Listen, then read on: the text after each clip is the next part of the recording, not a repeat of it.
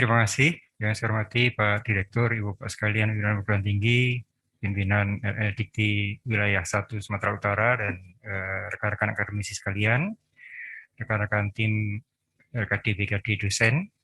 Assalamualaikum warahmatullahi wabarakatuh. Semangat pagi, salam sehat untuk kita semua. Om Swastiastu, Namo Buddhaya, salam kebajikan, Shalom. Satu kebahagiaan bagi kita untuk bisa bersilaturahmi di sore hari ini dalam keadaan sehat walafiat. Mohon maaf nih tadi saya dari siang sampai baru saja selesai raker Komisi 10 DPR dadakan. Jadi tadinya kita ada acara di siang hari dengan teman-teman, tapi terpaksa, mohon maaf, jadi tidak bisa ketemu. Tapi bahagia sekali sore hari ini kita masih bisa bersilaturahmi, berjumpa dalam acara sosialisasi dari sebetulnya kerangka besarnya adalah sistem pembinaan karir dosen yang mengikuti semangat Kampus Merdeka, Merdeka Belajar. Dalam setiap sosialisasi Kampus Merdeka, Merdeka Belajar selalu yang ditanyakan oleh teman-teman dosen adalah, ini mahasiswa sudah dimerdekakan, kampusnya sudah merdeka, kapan dosennya merdeka? Gitu. Jadi inilah jawabannya, tetapi memang tidak mudah karena ini harus kita ubah juga peraturan Menpan RB, Permendikbud, baru nanti POPAK dari Divisi. Tapi sebetulnya sudah kita lakukan oleh tim PAK maupun tim LKD-BKD sejak tahun lalu ya Pak Dir ya, sejak bulan Mei tahun 2020 tentang perubahan kerangka untuk pembinaan karir dosen agar lebih selaras seiring dengan perubahan yang kita ingin lakukan di dalam pendidikan tinggi, yaitu mereformasi, mendisrupsi pendidikan tinggi kita untuk bisa lebih adaptif, lebih agile, lebih fleksibel dengan semangat merdeka, memberikan ruang yang luas bagi mahasiswa untuk keluasan di dalam mengembangkan potensinya. Tentunya dosennya juga harus mempunyai ruang yang luas untuk bisa mengawal para mahasiswanya melakukan pembelajaran yang lebih adaptif, lebih fleksibel, lebih partisipatif. Dan dengan pengembangan diri dosen sekaligus pengembangan diri para mahasiswa, itu mestinya mendapatkan bobot yang sepadan dengan effortnya. Jadi tidak hanya fokus pada publikasi saja yang mendapatkan nilai tinggi, tapi mendampingi dosen, ikut mengembangkan prestasi mahasiswa dalam lomba-lomba nasional, internasional. Itu kita berikan reward yang setara dengan publikasi internasional. Jadi kalau bisa membawa mahasiswanya menjuarai kejuaraan dunia, tentu itu tidak kalah effortnya dengan melakukan publikasi di jurnal internasional. Jadi kita mempunyai ruang yang fleksibel bagi dosen di dalam mengembangkan karirnya.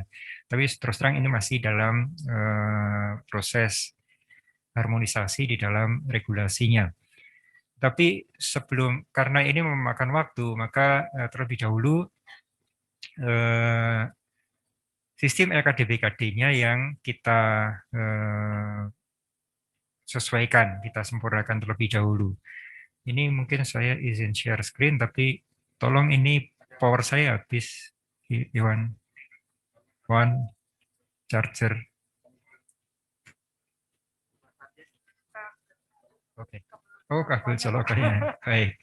Mudah-mudahan masih cukup untuk 2-3 menit.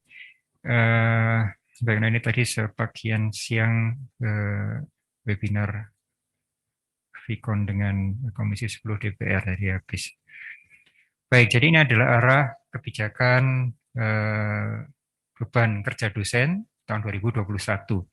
Ini gambaran tentang arah dan strategi desain pendidikan tinggi meliputi 4 hal, 4 aspek. Yang pertama adalah penekanan kita itu pada peningkatan APK, karena saat ini APK kita sudah bagus, tetapi masih perlu untuk kita perluas lagi, tetapi APK pada pendidikan tinggi yang berkualitas dan relevan. Jadi kualitas dan relevansi pendidikan tinggi ini sangat penting. Jadi apa gunanya mahasiswa mendapatkan pendidikan tinggi, tetapi tidak berkualitas yang akhirnya hanya menghasilkan sarjana yang membawa bekal ijazah, tetapi tidak punya kompetensi yang dibutuhkan untuk bisa memiliki pekerjaan yang unggul, yang tinggi.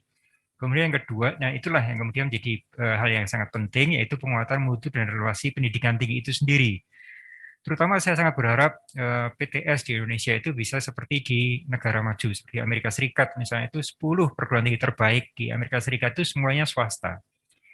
baru kemudian state university, perguruan tinggi negeri. Kenapa? Karena perguruan tinggi swasta itu punya fleksibilitas yang jauh lebih tinggi dibandingkan dengan PTN sebetulnya dalam mengelola sumber daya maupun di dalam mengembangkan program-programnya. Nah, itu yang kita inginkan, bagaimana PTS-PTS kita menjadi perguruan tinggi yang maju dengan cara yang membesarkan PTS. Jadi yang sudah besar terus makin besar, yang sedang kita besarkan, yang kecil-kecil kalau perlu merger aja, menyatu sehingga menjadi cukup besar, sehingga bisa lebih efisien di antara jumlah mahasiswa dengan kualitas. Jadi kalau kualitasnya tinggi, mahasiswa banyak, tentu ini sangat kita harapkan. Kemudian yang ketiga, karena kunci dari kemajuan itu tentu berada pada dosen dan tendiknya. Jadi penguatan mutu dosen dan tendik ini menjadi sangat penting sebagai ujung tombak kemajuan perguruan tinggi kita. Dan tentu semua didasarkan pada tata kelola yang semakin baik. Ini ada 4 hal. Yang pertama adalah akselerasi untuk program-program doktor untuk dosen. Seperti misalnya, ini terutama kita dorong, itu program-program internalisasi itu dalam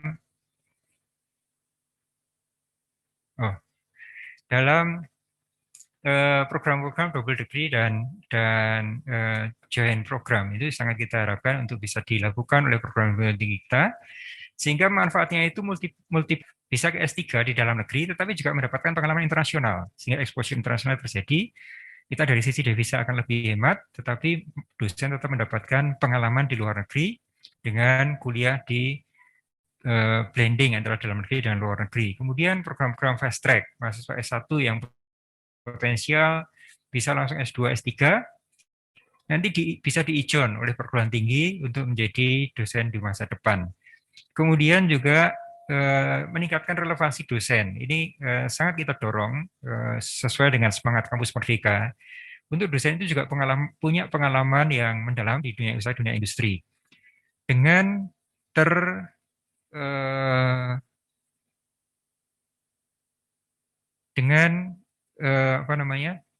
terinstitusikan. Jadi bukan dosen hilang, tidak tahu, rektornya nggak tahu ini dosennya kemana, dicari nggak ada, mahasiswanya terlantar, bukan itu yang kita inginkan, tapi betul-betul terinstitusi sehingga dosen mendapatkan manfaat dari kegiatan di luar kampus tersebut, sekaligus institusinya, perguruan tingginya juga mendapatkan manfaat yang sama.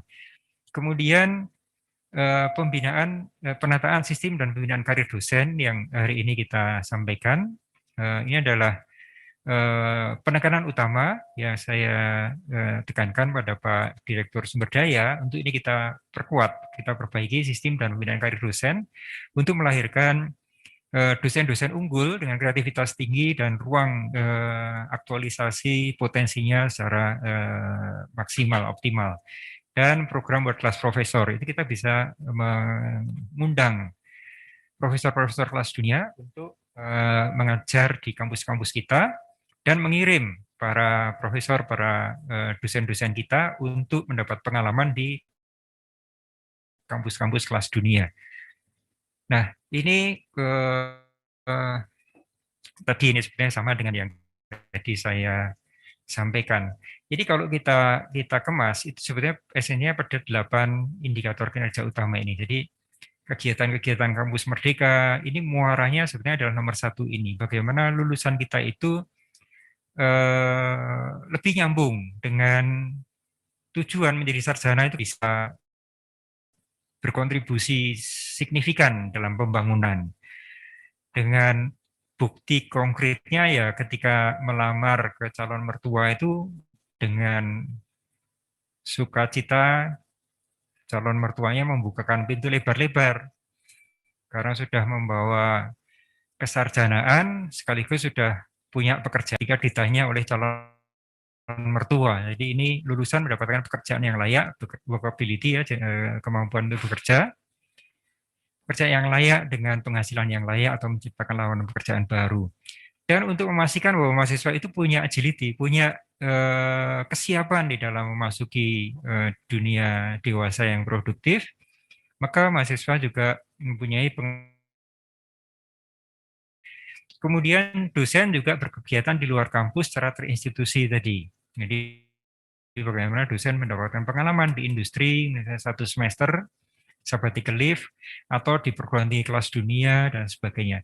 Nah, program-program ini kita siapkan dalam bentuk pendanaan, jadi nanti siap-siap untuk mengikuti program-program ini, serta kita juga buka pintu kampus kita untuk para praktisi, para profesional, para CEO, dan sebagainya masuk ke dalam kampus untuk berbagi pengalaman pada mahasiswa dan berbagi pengalaman pada dosen, sehingga agenda-agenda penelitian dosen, riset dosen itu menjawab problem konkret di dunia kerja, di dunia pembangunan, di dunia perubahan sosial yang terjadi. Jadi problem-problem di pembangunan sosial, problem-problem di pembangunan pedesaan, problem-problem di pembangunan industri, itu menjadi bahan-bahan diskusi di dalam kelas dengan menghadirkan para profesional, mungkin bahkan seorang lurah yang mungkin sudah 2-3 kali masa jabatan, berbagi pengalaman di dalam kelas itu akan berdampak signifikan bagi mahasiswa dan bagi dosen. Tahu bagaimana permasalahan pembangunan di desa, keberhasilan pembangunan di desa.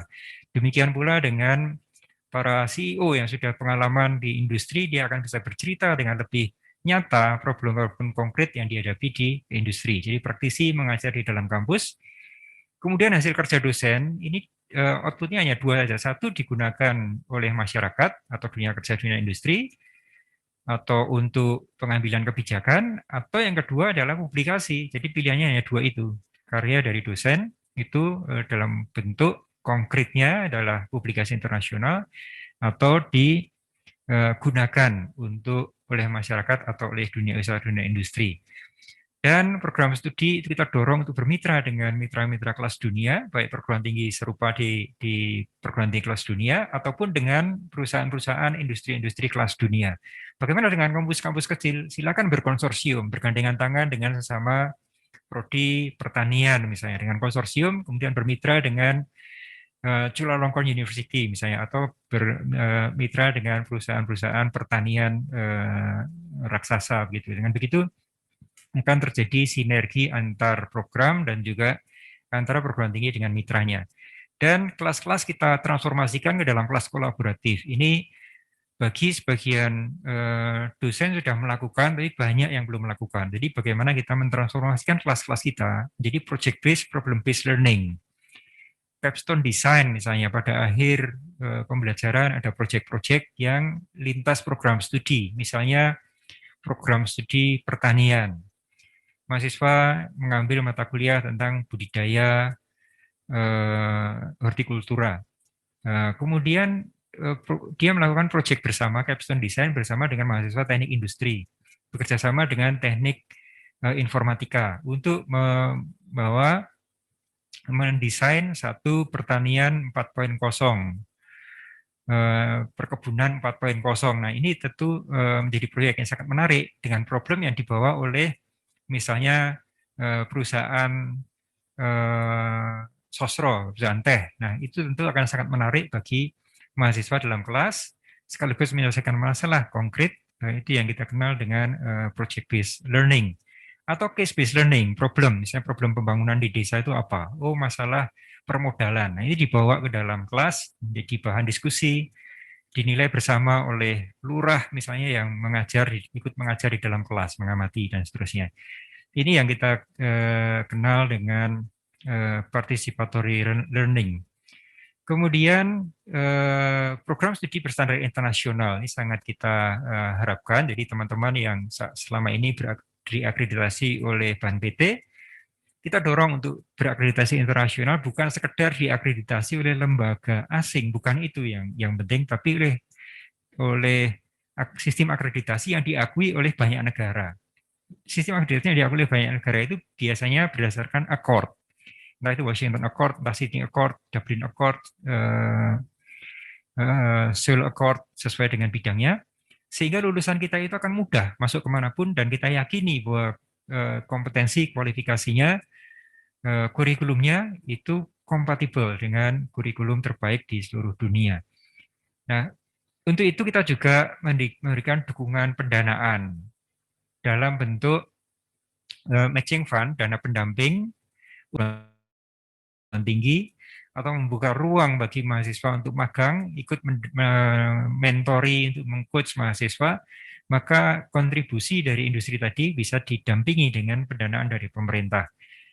Kemudian yang kedua adalah competitive funding, pendanaan kompetisi yang saya harap teman-teman sudah memasukkan proposalnya. Saat ini sudah review tahap akhir.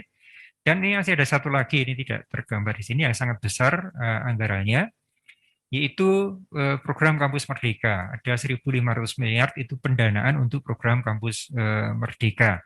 Untuk 8 program Kampus Merdeka ini, segala macam program ini termasuk untuk dosennya, jadi tidak hanya untuk mahasiswa tapi juga untuk dosen melakukan sabbatical leave dan sebagainya.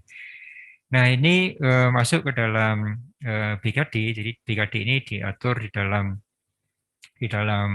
Undang-Undang Guru dan Dosen, yaitu tentang beban kerja dari dosen yang di dalam undang-undang itu memang sangat rigid ya, sangat strict, yaitu paling kurang 12 SKS dan paling banyak 16 SKS. Ini dasar hukumnya yang sebetulnya terlalu rigid dan sudah obsolete dengan perkembangan terkini dalam pembelajaran dan kemajuan teknologi. Nah, ini adalah transformasi yang kita lakukan dari pedoman untuk BKD 2010 ke BKD 2021. Misalnya pelaksanaan ini kita standarisasi karena saat ini pelaksanaan dari POBKD itu bervariasi, tidak terstandar, sementara penilaiannya terstandar. Capaian laporan kegiatan dosen BKD proses-proses, kita lebih menekankan pada outcome dan atau minimal output. Jadi kita lebih mengukur pada hasil, tidak mengukur pada atau kurang mengukur pada proses. Artinya kalau selama ini itu ukurannya kehadiran dari pagi sampai sore, itu sebagai ukuran keberhasilan seorang dosen, kita arahkan pada capaiannya, apa dari kehadiran dosen di kampus itu dampaknya apa, atau kehadiran dosen di industri itu dampaknya bagi kampus apa. Kemudian rincian kegiatan dosen tidak terstandar, ini kita acu pada Tridharma Pendidikan Tinggi, Perguruan Tinggi, dan seiring dengan program Merdeka Belajar Kampus Merdeka. Dan kita memberikan apresiasi pada kegiatan layanan dosen kepada mahasiswa yang skopnya lebih luas, tidak hanya di dalam kelas. Jadi bentuk aktivitas dosen berinteraksi dengan mahasiswa itu luas. Karena faktanya selama ini itu dosen-dosen yang passionnya tinggi untuk membimbing mahasiswa, mendampingi dalam kegiatan-kegiatan di luar kampus itu tidak mendapatkan ruang, artinya tidak mendapatkan apresiasi dari sisi effortnya. Akhirnya tidak banyak dosen yang punya passion untuk menyiapkan mahasiswa menjadi sarjana-sarjana unggul. Pokoknya sudah kontrak saya mengajar sekian jam, selesai sudah pulang atau hilang kemana. Nah, sekarang kita berikan ruang yang luas bagi apresiasi bagi kegiatan layanan dosen kepada mahasiswa di dalam membimbing, mendampingi mahasiswa, jadi tidak hanya dalam bentuk pembelajaran formal di dalam kelas saja. Kemudian juga pada faktanya itu banyak dosen yang Superman atau Superwoman, bekerja sampai lebih dari 16 SKS, misalnya dalam mendampingi mahasiswa dalam membangun desa. Dia full tinggal selama 1 bulan di pedalaman, misalnya sekaligus melakukan penelitian dan sebagainya, itu bisa diakomodasi sebagai bentuk kinerja lebih. Kemudian kewajiban khusus bagi semua jenjang jabatan ini berlaku untuk seluruh, kalau dulu hanya berlaku untuk profesor, sekarang ini jadi begini, kadang-kadang AA, lektor itu tidak mendapatkan apresiasi untuk melakukan kegiatan yang berada pada ranah guru besar. Nah ini kita berikan peluang itu, kesempatan itu, mulai dari AA, lektor kepala sampai dengan profesor, dengan keberadilan dan kemerataan. Saat ini dengan pola yang lama misalnya, itu kan bobot guru besar untuk mengajar itu kecil atau persentasenya kecil, menelitinya besar. Nah kalau seperti itu kan jadi mahasiswa jadi malah kurang berinteraksi dengan para profesor, padahal justru sangat membutuhkan insight, membutuhkan wisdom dari guru besar dan sebaliknya. Dosen-dosen muda tidak berkesempatan untuk melakukan ruang-ruang penelitian dan pengabdian masyarakat yang luas. Nah, kemudian ini yang penting, jadi BKD ini kita integrasikan ke dalam sistem karir, sehingga dengan satu sistem itu bisa sekaligus untuk tabungan bagi karir dosen. Tidak, ini dua hal yang terpisah, tetapi itu menjadi satu hal yang menjadi satu kesatuan. Jadi kalau BKD itu diisi dengan baik progresnya, maka itu otomatis masuk ke dalam sistem karir dosen. Dengan begitu maka harapannya ini akan mereduksi beban administrasi dosen, tidak dua kali, paling tidak dua kali mengisi laporan, satu kali mengisi bisa digunakan nantinya untuk kenaikan pangkat, dan terintegrasi antara aktivitas dengan kinerja dosen. Ke depan tentunya ini semua akan berbasis pada teknologi informasi, pada IT, sistem cerdas, sehingga dosen sudah jelas mengadakan pembelajaran perkuliahan, kenapa mesti harus masih mengisi logbook perkuliahan? Jelas perkuliahan itu berjalan, dosennya pasti ada. Seperti itu mestinya berjalan seiring dengan teknologi informasi yang semakin berkembang di era cerdas ini. Kemudian jadi ini kita gunakan sistem yang terintegrasi antara sumber daya dan PD Dikti. Jadi kita semua itu induk datanya satu. Ini ada 92 pangkalan data yang ada di Dikti. Ini kita integrasikan dan pelan-pelan ini menyatu menjadi satu pangkalan data induk. Kalau itu sudah satu pangkalan data, maka seluruh sistem tadi, 92 subsistem tadi, akan mudah terkoneksi satu dengan yang lain. Jadi ini tadi portofolio dari BKD yang didokumentasikan, itu secara kumulatif nanti langsung masuk ke dalam sistem karir dosen. Dan sekaligus hasil ini nanti juga masuk ke dalam indikator kinerja perguruan tinggi. Jadi satu kali entry data itu masuk ke dalam seluruh aspek manajemen perguruan tingginya, aspek karir dosennya, dan aspek pengembangan mahasiswanya. Sehingga dengan laporan BKD ini, maka updating dari BKD dari perguruan tinggi itu akan masuk tidak hanya ke dalam data mengukur proses, tetapi dalam data mengukur output, dalam data mengukur kinerja dosen, dalam data mengukur kinerja perguruan tinggi, dan dalam data pengembangan karir dosen. Dengan begitu, maka sistem reward juga akan lebih nyambung, dan ini masalah asesor, itu sekarang juga kita sertifikasi asesornya. Di ini dokumennya, ini mereduksi beban administrasi dosen,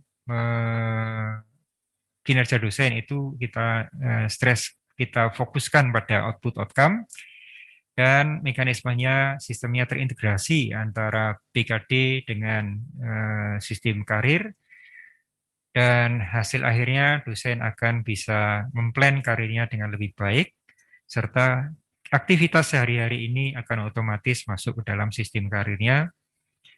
Jadi suatu saat nanti harapan kita dosen bukan yang akan dikejar oleh karirnya. Jadi Anda sudah layak untuk naik pangkat karena dari BKD Anda sudah terakumulasi untuk menjadi lektor kepala. Silakan setuju atau tidak untuk diajukan ke lektor kepala. Jadi seperti itu, tidak lagi seperti saat ini dosen sangat repot untuk mengurus kenaikan pangkatnya. Jadi dari BKD ini akan menjadi indikator kinerja dosen yang terakumulasi menjadi indikator kinerja perguruan tinggi, dan terakumulasi menjadi indikator kementerian. Baik, jadi saya rasa itu esensinya. Karena seluruh transformasi ini esensinya adalah pada apa yang dilakukan oleh para dosen sekalian, rekan-rekan sekalian, sehingga ini adalah kunci untuk transformasi di dalam manajemen perguruan tinggi, manajemen dosen, manajemen karir, dan manajemen pengembangan sistem pendidikan tinggi kita ke depan. Ya, ini tentang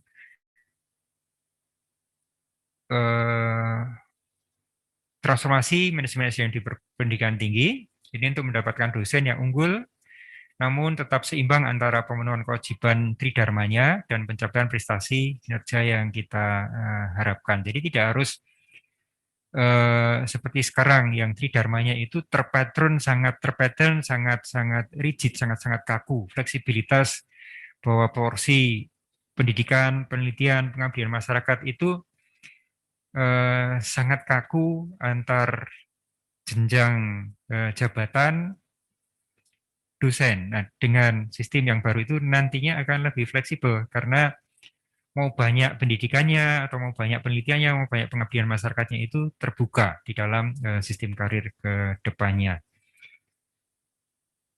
Ini sistem BKD, ini terintegrasi dengan sistem informasi sumber daya terintegrasi yang disinkronkan dengan PD Dikti sebagai satu langkah awal untuk mentransformasi sistem karir dosen kita. Jadi mungkin itu sebagai pengantar, nanti lebih detailnya tentunya Pak Sofwan, Pak Direktur Sumber Daya akan bisa menjelaskan dan teman-teman BKD akan bisa memberikan informasi yang sangat teknisnya. Terima kasih. Wassalamualaikum warahmatullahi wabarakatuh. Waalaikumsalam warahmatullahi wabarakatuh. Izin pembuka secara resmi. Terima kasih. Baik, dengan memohon ridho Allah SWT dengan mengucap Bismillahirrahmanirrahim, sosialisasi BKD tahun 2021 saya nyatakan dibuka. Terima kasih.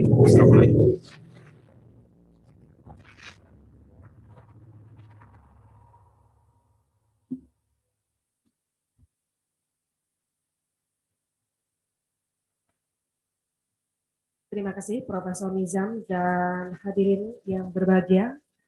Bagaimana desain dari beban kerja dosen tahun 2021? Selanjutnya kita ikuti rubrik beban kerja dosen yang akan disampaikan oleh Profesor Eko Hadi Sujiono. Padanya kami persilakan.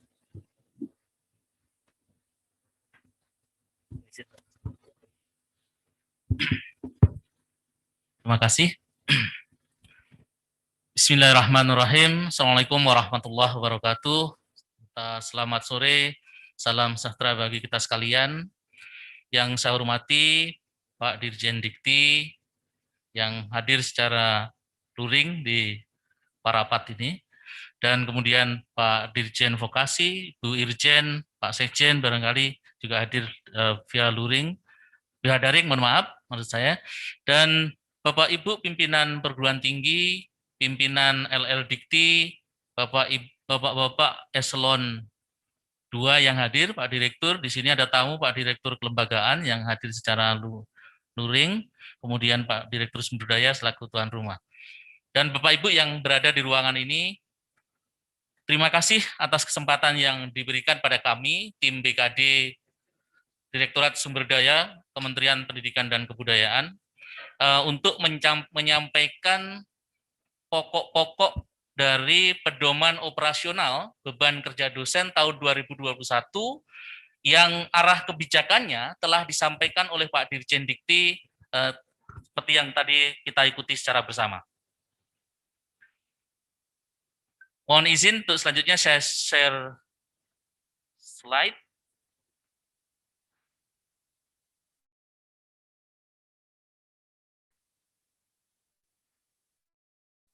Bapak Ibu yang saya hormati, terutama Bapak Ibu dosen yang barangkali saat ini sedang mengikuti baik melalui live YouTube maupun melalui Zoom, terutama teman-teman tim reviewer, yang mohon maaf tadi lupa saya sapa, mulai dari tim yang tentu membantu Direktorat Sumber Daya, Pak Direktur, mulai tim PAK, kemudian barangkali tim karir yang lain yang juga hadir pada kesempatan ini via Zoom.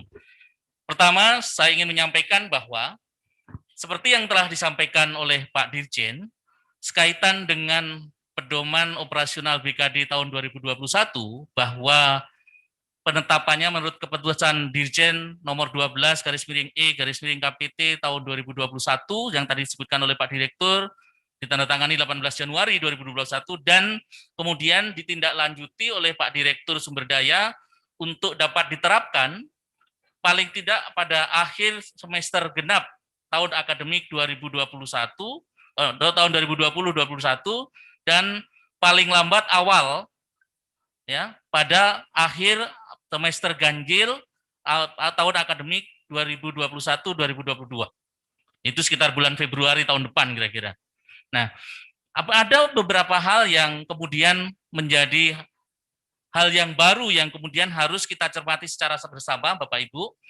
Kalau selama ini kita mengisi BKD, cenderung di pikiran kita sebagai dosen, mohon maaf, asal diisi pasti memenuhi.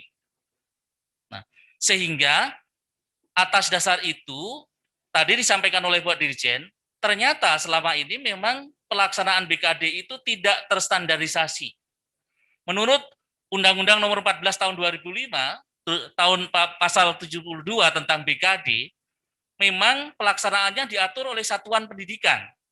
Tetapi Bapak Ibu, sesuai dengan Peraturan Menteri Pendidikan dan Kebudayaan Nomor 3 Tahun 2020 tentang SNDikti, maka Direktorat Jenderal Pendidikan Tinggi Kementerian Pendidikan dan Kebudayaan melakukan standarisasi dan penjaminan mutu, terutama adalah standarisasi kinerja dosen. Nah, kemudian berdasarkan Undang-Undang Nomor 12 Tahun 2012 tentang pendidikan tinggi, kita tahu bahwa jenis pendidikan tinggi itu bukan hanya pendidikan akademik, tapi juga ada pendidikan vokasi dan pendidikan profesi. Olehnya itu, maka kinerja dosen yang terkait dengan kegiatan berdasarkan jenis kegiatan tersebut juga kita masukkan dalam pedoman operasional BKD yang baru ini. Nah, kemudian berdasarkan keputusan Dirjen Dikti yang sudah kita ketahui bersama, maka kemudian dirumuskanlah pedoman operasional beban kerja dosen tahun 2021, di mana standarisasi dan penjaminan mutu BKD ditetapkan supaya kalau dosen sudah memenuhi BKD-nya untuk setiap semester, maka secara akumulasi pada sekian tahun akan dapat kemudian menentukan karirnya. Dan bahkan kemudian di dalam peraturan ini juga dimasukkan implementasi kebijakan Merdeka Belajar Kampus Merdeka atau MBKM. Nah, berikutnya Ibu Bapak, apa sebenarnya yang diatur dalam BKD? Ini sudah jelas ditetapkan dalam undang-undang bahwa BKD oleh dosen itu seperti tadi disampaikan oleh Pak Dirjen, bahwa minimal dosen itu setiap semester harus memenuhi 12 SKS dan maksimal 16 SKS. Nah, kemudian turunannya diatur menjadi dua, yaitu ada yang dosen tidak memiliki tugas tambahan, itu biasanya kita sebut dosen biasa, maka kalau dosen yang tidak sedang menjalankan tugas tambahan, maka kewajibannya seluruh subunsur tridharma dan unsur penunjang itu harus ada dengan proporsi bahwa untuk dosen biasa, maka maksimal mengajarnya itu 12 SKS. Dan kemudian pelaksanaan pendidikan ditambah dengan pelaksanaan penelitiannya itu minimal 9 SKS. Dan totalnya, karena juga termasuk pengabdian masyarakat ditambah dengan penunjangnya juga tidak boleh kosong, tetap antara 12 minimum dan maksimal 16, tetapi di dalam peraturan baru ini, kalau dosen berkinerja lebih dari 16 SKS, justru diberi penghargaan. Karena dosen-dosen seperti inilah yang sebenarnya memberikan kontribusi kinerja. Tadi disampaikan oleh Pak Dirjen dan Pak Direktur bahwa kinerja dosen ini akan berkontribusi pada pencapaian indikator kinerja perguruan tinggi. Nah, berikutnya, bagaimana dengan dosen yang tugas belajar? Untuk dosen yang tugas belajar, cukup menyampaikan surat izin tugas belajarnya pada setiap semester, kalau di awal tugas belajar, dan pada semester-semester berikutnya cukup menyampaikan laporan studinya, sampai dengan yang dinyatakan lulus dan memperoleh ijazah. Setelah itu kembali aktif dan kemudian mendapat penugasan dari pimpinan perguruan tinggi, baru yang bersangkutan mengisi BKD seperti dosen yang lain, tetapi selama masa tugas belajar menyampaikan surat izin tugas belajar atau surat tugas belajar atau laporan kemajuan studinya. Nah, kemudian bagaimana dengan dosen yang memiliki tugas tambahan? Dosen yang memiliki tugas tambahan, BKD-nya cukup 3 SKS saja, dan subunsur yang lain, ya. Jadi 3 SKS itu untuk pelaksanaan pendidikan, mengajar, 3 SKS, pada jenjang sarjana, magister, doktor tidak ada masalah, sesuai dengan kebijakan dari masing-masing pendidikan tinggi, tetapi pelaksanaan penelitian, pelaksanaan pengabdian pada masyarakat, dan pelaksanaan penunjangnya harus ada. Mohon maaf, tidak harus ada, boleh kosong. Nah, tetapi ini tidak dianalogikan bahwa kalau dosen memiliki tugas tambahan kemudian tidak boleh bekerja, boleh. Bahkan dosen dengan tugas tambahan pun boleh juga memiliki kinerja lebih, yang juga tetap berkontribusi pada kinerja dari perguruan tinggi. Ibu Bapak yang saya hormati, sistem yang kita gunakan dalam BKD ini 2021 nanti, apabila dosen mengajukan laporan BKD-nya, yang bersangkutan dapat menyampaikan mana yang kemudian diklaim sebagai laporan BKD pada semester berjalan, dan mana laporan BKD, dan mana kinerja yang kemudian diklaim sebagai kinerja lebih. Kinerja lebih yang kemudian berkontribusi pada pencapaian indikator kinerja utama, seperti yang disampaikan Pak Dirjen tadi, itu seharusnya mendapatkan penghargaan dari masing-masing pimpinan perguruan tinggi, atau kalau perguruan tinggi swasta tentu yang dosen yang PNS atau ASN tentu dari LLT.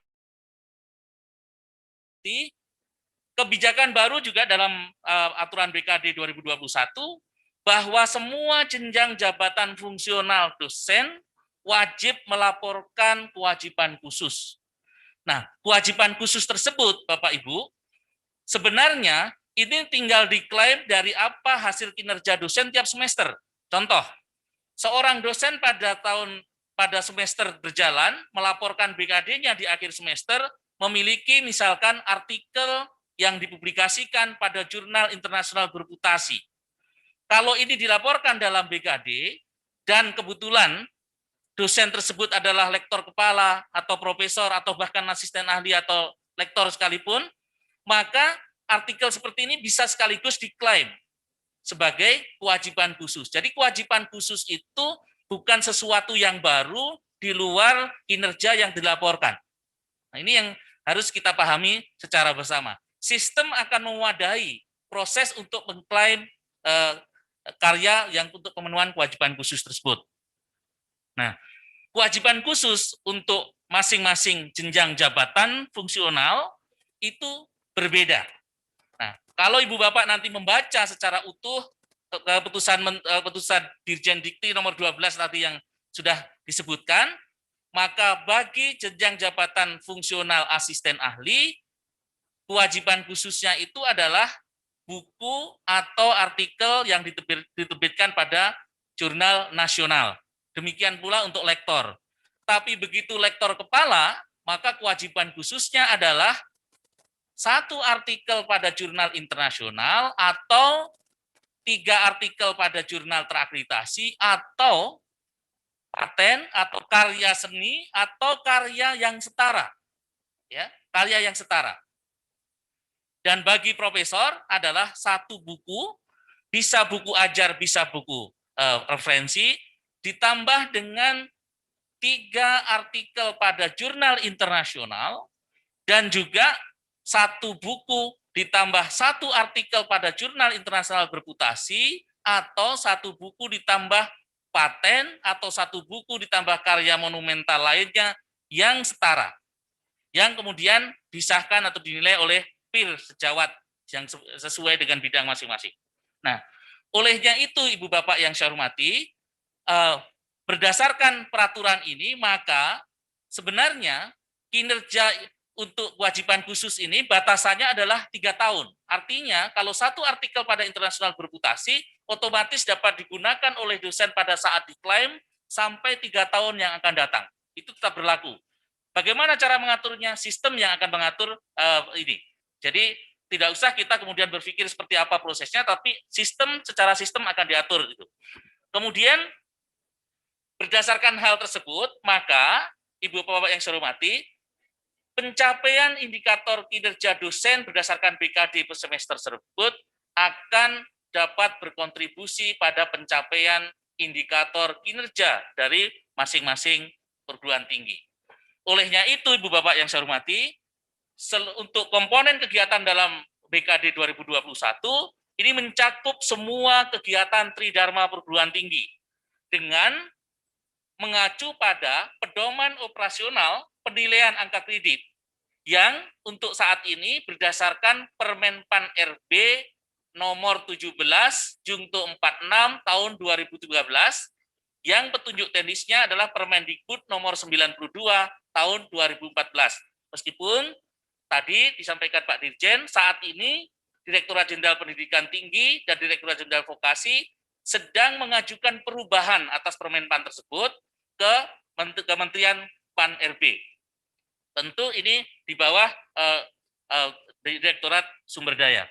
Dan kemudian selain pedoman operasional PAK tersebut juga menambahkan seluruh kegiatan dalam payung Merdeka Belajar Kampus Merdeka. Berikutnya, mengutamakan layanan kepada mahasiswa. Jadi tadi Pak Dirjen mengatakan, kalau pada masa lalu seorang dosen membimbing mahasiswa, kemudian sampai berhasil menjuarai kompetisi tingkat internasional misalkan, itu sangat operasional BKD 2021, ini sangat besar, bahkan sepadan dengan kalau publikasi di jurnal internasional bereputasi. Tetapi yang diakui, karena di Kementerian Pendidikan dan Kebudayaan ini memiliki pusat karir, pusat prestasi nasional. Maksud saya pusat prestasi nasional, maka verifikasi keabsahan dari prestasi mahasiswa yang dibimbing oleh dosen tadi nanti mengacu pada pusat prestasi nasional. Kemudian memberi penghargaan kegiatan yang sesuai dengan indikator kinerja utama perguruan tinggi. Ibu Bapak yang saya hormati, nanti akan kita jelaskan bahwa ternyata berdasarkan pedoman operasional baru ini, dari 8 indikator kinerja perguruan tinggi, ada 7 indikator kinerja dosen yang kemudian related, terkait langsung dengan pencapaian indikator kinerja utama. Kecuali indikator kinerja utama pertama, ya tentang lulusan. Kenapa? Karena lulusan ini adalah perpaduan dari seluruh kegiatan di dalam manajemen perguruan tinggi. Nah, Ibu Bapak yang saya hormati, jumlah kegiatan tiap subunsur, seperti kita tahu, kalau kita sudah terbiasa dengan yang di PAK, maka untuk pendidikan formal itu ada 2 di sana, dan sertifikat diklat. 2 kegiatan maksudnya. Kemudian untuk pelaksanaan pendidikan itu ada 14. Kenapa bertambah? Nanti kita lihat yang bertambah di mana. Pelaksanaan penelitian C itu ada 9 kegiatan.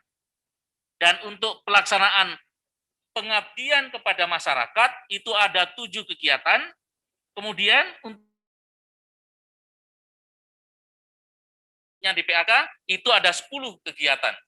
Nah, harapannya dari kegiatan-kegiatan dosen tersebut, ini sekali lagi berkontribusi pada pencapaian indikator kinerja utama perguruan tinggi. Nah, selanjutnya mohon perkenan saya untuk menyampaikan secara ringkas dan nanti secara lengkapnya Ibu Bapak dapat membaca pada keputusan Dirjen nomor 12 2021 tentang rubrik BKD tahun 2021. Ibu Bapak yang saya hormati, rubrik BKD tahun 2021 ini yang pertama adalah melaksanakan perkuliahan. Nah, kalau Ibu lihat di sini ada kegiatan nomor 1, ya, kegiatan nomor 3, kemudian kegiatan nomor 6, kegiatan nomor 8, nomor 12, 13 dan 14 warna hijau atau biru gitu ya, biru muda atau hijau gitu. Hijau. Ini adalah kegiatan-kegiatan yang hasil implementasi kebijakan Merdeka Belajar Kampus Merdeka. Nah, juga berapa SKS kinerjanya. SKS kinerja ini tidak dibedakan kalau ibu bapak dosen mengajar mulai dari jenjang sarjana sampai jenjang doktor. Jadi satu SKS diakui satu SKS. Tetapi kemudian satu SKS yang dimaksud berbeda untuk setiap jenis pendidikan tinggi. Jadi akademik, vokasi, profesi, pola pendidikannya berbeda. Tetapi kalau satuan pendidikan sudah menentukan itu adalah satu SKS, maka kementerian akan mengakui itu. Tentu berdasarkan standar yang telah ditentukan. Nah, apa yang berbeda? Yang pertama, penekanannya adalah student center learning. Yang tadi disebutkan oleh Pak Dirjen adalah case studying ya, dan project based learning. 3 hal itu diutamakan. Kenapa? Karena dari 3 hal tersebut, interaksi antara dosen dengan mahasiswa itu diutamakan, dan kemudian bagaimana mahasiswa mengeksplorasi diri untuk menemukan sesuatu itu diutamakan, menjadi proporsi yang besar. Kemudian Ibu Bapak yang saya hormati, yang warna hijau berikutnya adalah jika Bapak Ibu dosen membimbing KKN nyata, praktek kerja lapangan, ya, termasuk di situ adalah magang, kemudian kuliah berbasis penelitian dan seterusnya. Tetapi Ibu Bapak, kalau Ibu Bapak bandingkan nanti antara kegiatan ketiga dengan kegiatan ke-13, ini sengaja disandingkan antara 3 dan 13 supaya mudah dikenali. Kalau kegiatan ketiga ini, dosen membimbing mahasiswa, tetapi dosen tersebut masih bisa melaksanakan kegiatan yang lain. Masih bisa meneliti, masih bisa mengajar, dan seterusnya.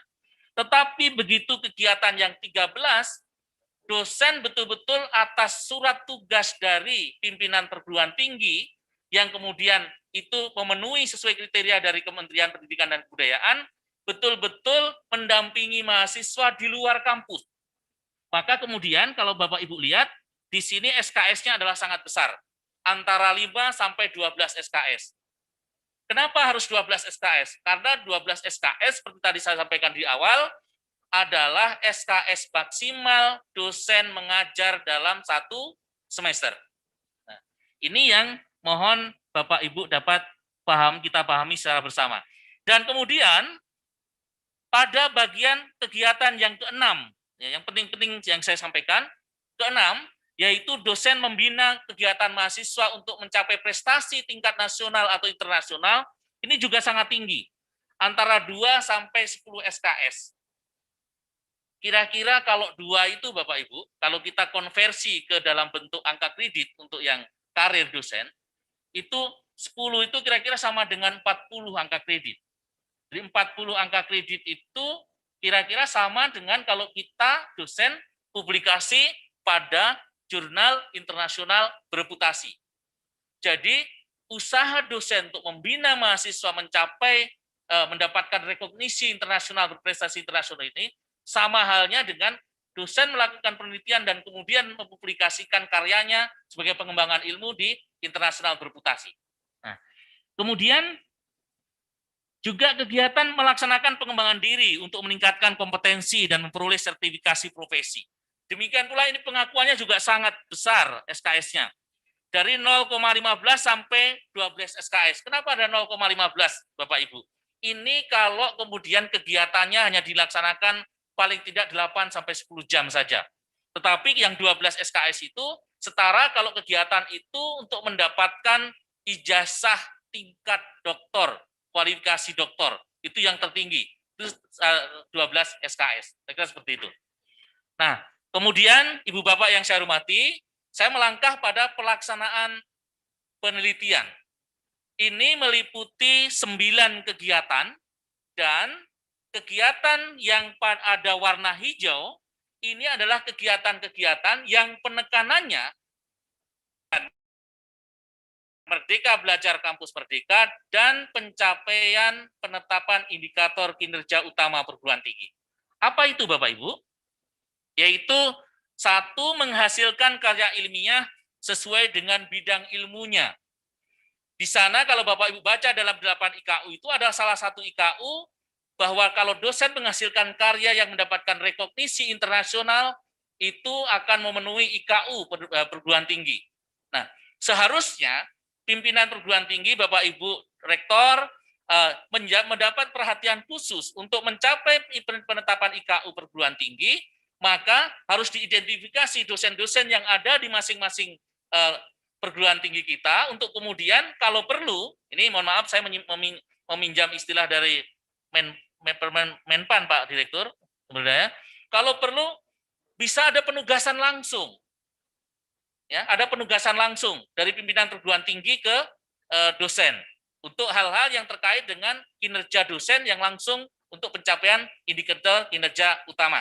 Karena sesuai dengan arahan Pak Dirjen pada peluncuran sistem penelusuran PAK yang lalu, beliau mengatakan bahwa perguruan tinggi yang bisa mencapai indikator kinerja utama tertentu 70% misalkan, maka jika lebih dari itu akan mendapatkan reward. Nah, tentu ini bisa kita tularkan pada masing-masing perguruan tinggi kita. Yang kedua adalah hasil penelitian atau hasil pemikiran yang didiseminasikan. Ibu Bapak yang saya hormati, didiseminasikan ini kemudian ada levelnya, ada tahapan-tahapannya. Mulai dari misalkan didiseminasikan di tingkat masyarakat, misalkan tingkat keluarga atau UMKM, bahkan sampai ke perusahaan atau industri yang multinasional misalkan. Maka penghargaan ini juga sangat besar untuk SKS BKD pada kegiatan yang dilakukan dosen apabila mencapai target atau output ya minimal tadi atau outcome ya terkait dengan itu. Kemudian kegiatan keenam adalah membuat rancangan dan karya teknologi yang dipatenkan atau seni yang terdaftar di hak atas kekayaan intelektual secara nasional dan internasional. Di sini penghargaannya adalah antara 10 sampai 20 SKS. Jadi kalau seorang dosen berhasil mendapatkan sertifikat paten, apalagi patennya itu ternyata digunakan oleh industri, bahkan industri multinasional misalkan, atau bahkan yang kecil pun di tingkat UMKM, itu paling tidak mendapatkan penghargaan 10 SKS. Saya analogikan tadi, kalau 10 SKS itu setara dengan 40 angka kredit, artinya sama dengan kalau kita publikasi di internasional berputasi. Kemudian menghasilkan karya inovatif, karya teknologi, karya tepat guna, karya desain. Di sini Bapak Ibu tidak dipatenkan, ya, tidak dipatenkan, tidak dipublikasikan, tetapi kemudian karya-karya tersebut diaplikasikan dan berdampak pada misalkan pemutakhiran atau perbaikan dari suatu mutu, jasa dari industri dan seterusnya, atau langsung berkontribusi pada kesejahteraan masyarakat. Ini SKS-nya juga sangat tinggi, jadi ini ada 10 SKS. Ya. Itu yang terkait yang perubahan mendasar di dalam pedoman operasional BKD tahun 2021. Berikutnya adalah untuk pelaksanaan pengabdian kepada masyarakat.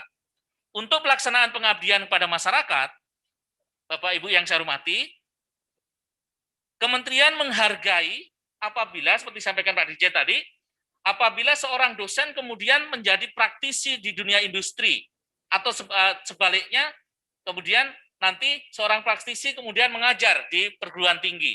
Nah, tetapi bagi dosen yang kemudian secara penuh bekerja di industri seperti ini, tentu dia akan meninggalkan tugasnya. Kalau meninggalkan tugasnya, maka SKS-nya nanti akan digunakan setelah yang bersangkutan aktif kembali.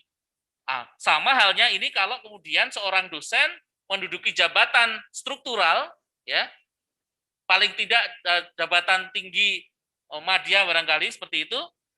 Itu juga yang bersangkutan tidak aktif sebagai dosen. Nanti SKS kinerjanya digunakan setelah yang bersangkutan aktif kembali menjadi dosen. Dan kemudian Bapak Ibu, dua adalah melaksanakan pengembangan hasil pendidikan dan penelitian yang dapat dimanfaatkan oleh masyarakat. Ya, yang dapat dimanfaatkan oleh masyarakat ini juga dihargai tinggi SKS-nya. Nah, berikutnya adalah berperan serta aktif dalam pengelolaan jurnal. Karena ini bagian dari dosen kita mendapatkan rekognisi tingkat internasional. Tentu yang dimaksudkan jurnal di sini adalah bahwa kualitas artikel yang kemudian dipublikasikan di jurnal tersebut, kemudian kualitas terbitannya juga akan dicek, ya, akan dinilai, di mana SKS di sini untuk pengabdian masyarakatnya adalah antara 5 sampai 10 SKS. Tentu ini bergantung pada jumlah terbitan dan kemudian kualitas dari terbitannya. Nah, berikutnya Ibu Bapak yang saya hormati, untuk pelaksanaan penunjang.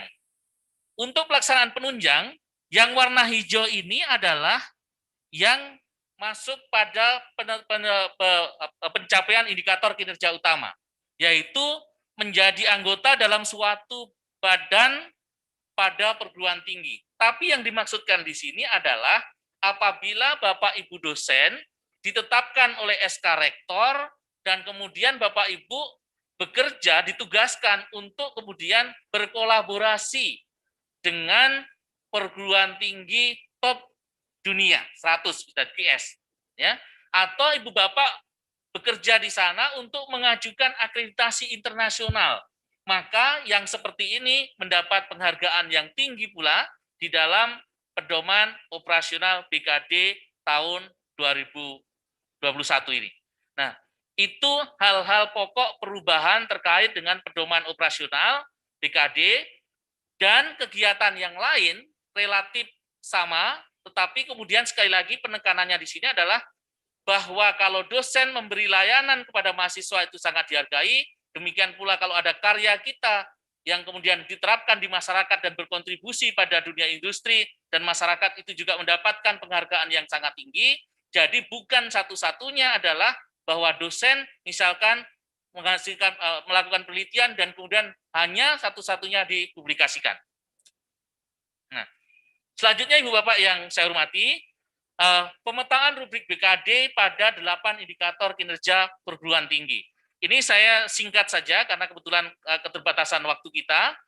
Jadi seperti yang telah dijelaskan oleh Pak Dirjen, bahwa dari 8 indikator kinerja utama perguruan tinggi yang sudah ditandatangan kontrak kinerjanya antara Pak Dirjen dengan Bapak Ibu Rektor dan Bapak Ibu Kepala LL-Dikti, ternyata dosen berkontribusi pada 7 indikator kinerja utama, yaitu mulai dari indikator kinerja utama kedua, ketiga, keempat, kelima, keenam, ketujuh, dan ke-8. Tadi sudah saya sebutkan, kecuali yang satu, karena ini adalah merupakan gabungan, bukan secara langsung dikontribusikan oleh dosen. Dengan demikian, Ibu Bapak yang hadir, pimpinan perguruan tinggi, jika manajemen pendidikan tinggi, terutama dalam pengelolaan sumber daya ini, ya, kemudian diatur sedemikian rupa dengan baik, maka pencapaian indikator kinerja utama tersebut dapat dikontribusikan secara langsung oleh dosen. Nah, berikut ini adalah gambaran dari kegiatan-kegiatan tersebut sebenarnya, ya, dari gambaran kegiatan-kegiatan tersebut. Di antaranya adalah misalkan untuk dosen membimbing kegiatan mahasiswa menghasilkan produk saintifik, membimbing mahasiswa mengikuti kompetisi di bidang akademik dan kemahasiswaan. Ini berkontribusi pada indikator kinerja utama kedua.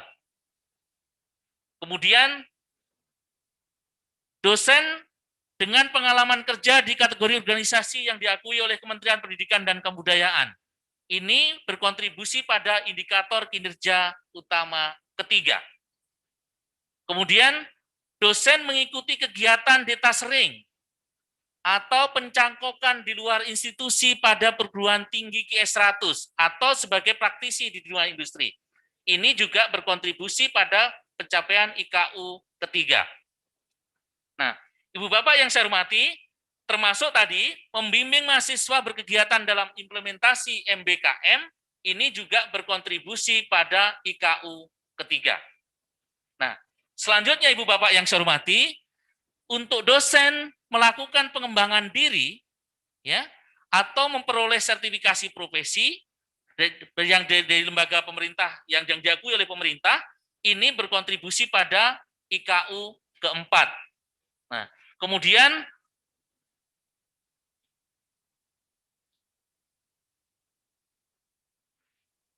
Perguruan tinggi merekrut dosen dengan pengalaman kerja di kategori organisasi yang diakui Kementerian Pendidikan dan Kebudayaan atau dari kalangan industri misalkan. Tetapi yang dimaksudkan yang bersangkutan, praktisi tersebut tetap bekerja di perusahaan, tetap bekerja di industri, kemudian mengajar di kampus kita. Ini akan berkontribusi pada pencapaian kinerja utama keempat. Nah, Ibu Bapak yang saya hormati, kemudian kalau dosen melaksanakan penelitian atau hasil pemikiran yang digagasikan, ini berkontribusi pada indikator kinerja kelima, terutama adalah dosen mendapat rekognisi internasional.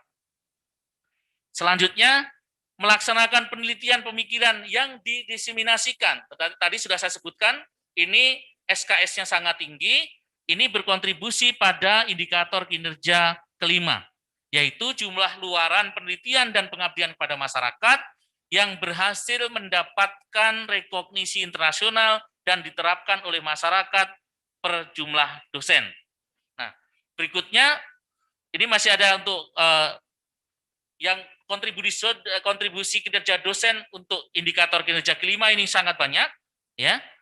Kemudian indikator keenam adalah merencanakan atau menjadi bagian dari tim perencana kemitraan program studi dengan mitra kelas dunia. Ini berkontribusi pada pencapaian indikator kinerja ke-6 dan melaksanakan perkuliahan dengan menggunakan 3 pendekatan tadi, case study, problem based learning, dan kemudian problem based learning dan project based learning itu berkontribusi pada indikator kinerja utama ke-7. Dan terakhir, merencanakan atau menjadi bagian dari tim peningkatan mutu program studi, tujuannya adalah untuk meraih akreditasi tingkat internasional. Ini berkontribusi pada pencapaian indikator kinerja ke-8. Demikian Bapak Ibu yang dapat saya sampaikan. Mohon maaf bila ada hal yang kurang berkenan. Saya kembalikan pada moderator. Assalamualaikum warahmatullahi wabarakatuh. Waalaikumsalam warahmatullahi wabarakatuh. Kita berikan aplaus kepada Prof. Eko Hadi Sugiono yang telah menjelaskan secara gamblang tentang rubrik beban kerja dosen pada tahun 2021 ini. Dan memasuki pada sesi sosialisasi yang kedua, telah hadir Bapak Mahendra Pratama STM Engineering. Beliau akan menyampaikan sisip informasi sumber daya terintegrasi atau suster beban kerja dosen pada tahun 2021. Langsung saja kami persilakan Bapak Mahendra. Pak Iwan di depan. Pak Iwan.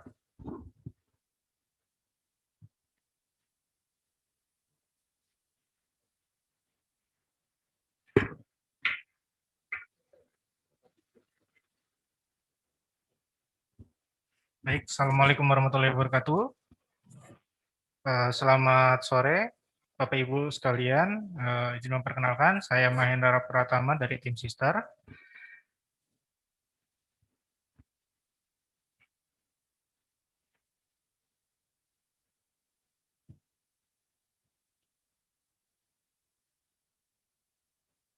Saya akan langsung saja Bapak Ibu. Asal muasal latar belakang dari Sister PD Dikti, itu asal muasalnya adalah dari kebutuhan data. Kebutuhan data yang dimana dalam proses Ditjen Pendidikan Tinggi, itu membutuhkan sebuah perencanaan, eksekusi, dan juga monitoring evaluasi.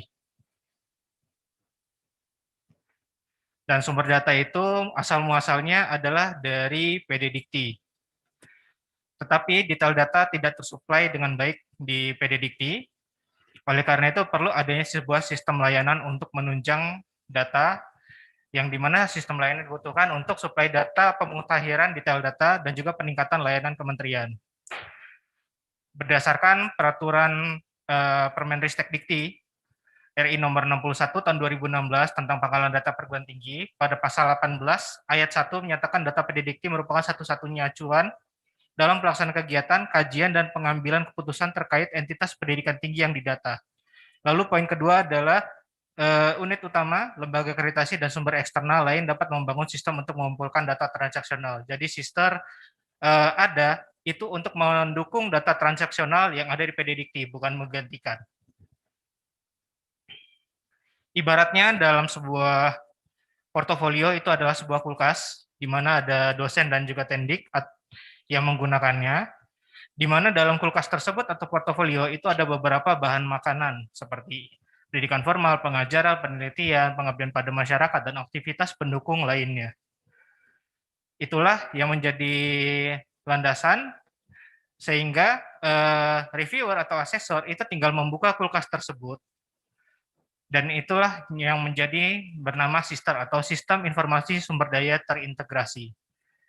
Jadi ketika pimpinan PT atau dari kepegawaian ingin melihat data dari dosennya, itu tinggal melihat portofolio di SISTER, dan juga ketika dibutuhkan untuk PAK, Serdos, dan BKD, dan proses bisnis lainnya, itu tinggal diklaim saja atau tinggal diambil portofolionya tanpa harus melakukan reduksi pengisian ulang berulang-ulang. Dan SISTER tersebut tersinkronisasi ke data pangkalan dikti atau PD Dikti, sehingga harapannya bisa menaikkan jenjang karir dosen. Ini adalah aliran datanya Bapak Ibu, ada pangkalan data dikti, semuanya semua muasalnya berpusat pada pangkalan data dikti, ada overlap, yang dimana ini adalah digunakan untuk perguruan tinggi dan juga satuan manajemen sumber daya, lalu ada layanan NIDN, NUPN, dan NDDK untuk menambahkan data dosen, lalu ada SIM Tendik, ini untuk menambahkan data Tendik. Kemudian SISTER Front End atau SISTER PT itu digunakan bisa juga untuk sebagai PDD atau PDT dan juga portofolio.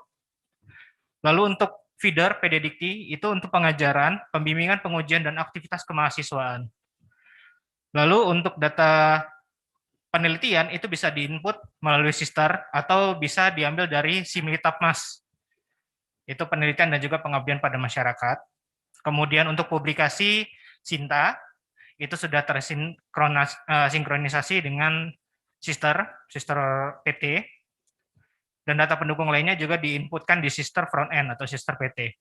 Asesor dan penilai itu bisa dilakukan di SISTER Back End atau SISTER Pusat, namun untuk BKD dilakukan di SISTER PT masing-masing. Lalu ada namanya manajemen akses, itu untuk data pengguna dan juga hak akses. Yang dimana pelaksananya untuk PAK saat ini belum, lalu Serdos itu dilakukan pengisiannya di SISTER PT, lalu dinilai oleh asesor di SISTER Pusat atau SISTER Back End, lalu untuk BKD semua dilakukan di SISTER PT, kecuali Dikti untuk manajemerialnya itu di SISTER Pusat atau SISTER Back End.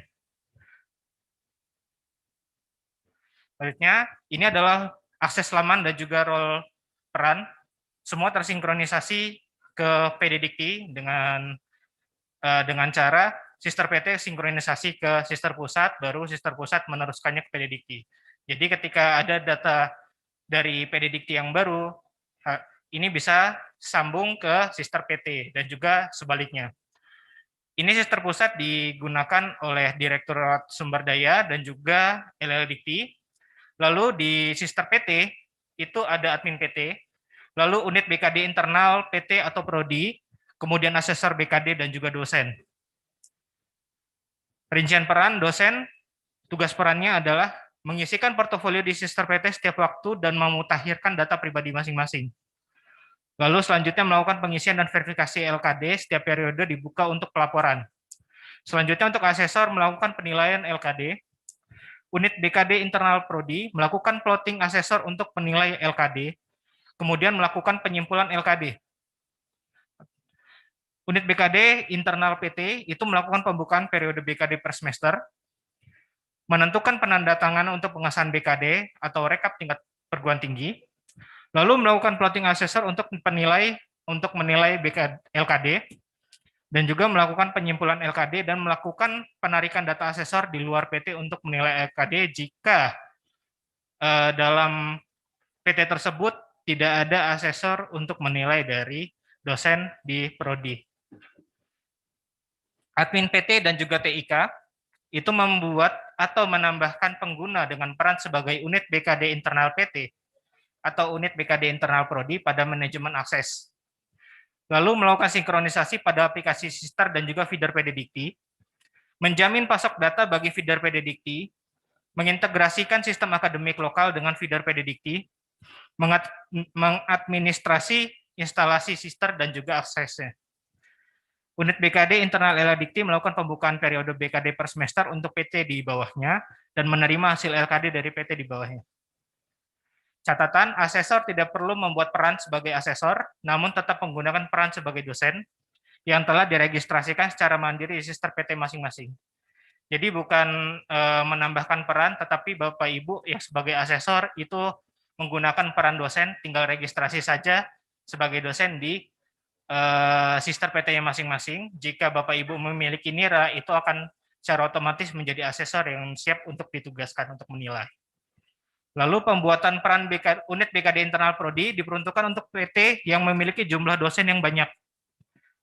Untuk menambah peran atau akun dengan peran tersebut bisa berkoordinasi dengan admin PT untuk pembuatan akunnya di manajemen akses. Lalu semua alur BKD dilakukan pada menu layanan BKD pada halaman sister. Ini asal data portofolio pengisian BKD Bapak Ibu. Di sini ada beberapa kegiatan, pelaksanaan pendidikan, pelaksanaan penelitian, pelaksanaan pengabdian, dan pelaksanaan penunjang. Di mana pelaksanaan pendidikan itu sumber datanya itu di sister dan juga feeder PD Dikti. Lalu pelaksanaan penelitian itu dari sister, bisa juga diambil dari Sinta, dan juga Simlitapmas dengan catatan jika menggunakan asal data dari Sinta, Bapak Ibu harus melampirkan dokumennya. Karena Sinta tidak menyediakan bukti fisik atau dokumennya. Begitupun juga dengan Simlitapmas, Bapak Ibu hanya perlu melakukan klaim bahwa itu adalah penelitian atau pengabdian. Kemudian menambahkan dokumen sesuai syarat yang telah ditentukan. Lalu pelaksanaan pengabdian itu penginputannya juga di sister dan juga dari Simlitapmas sama seperti penelitian, dan juga pelaksanaan penunjang itu bisa diinputkan melalui sister. Yang pertama dilakukan yang pertama dosen wajib memiliki akun sister PT untuk pemutakhiran data.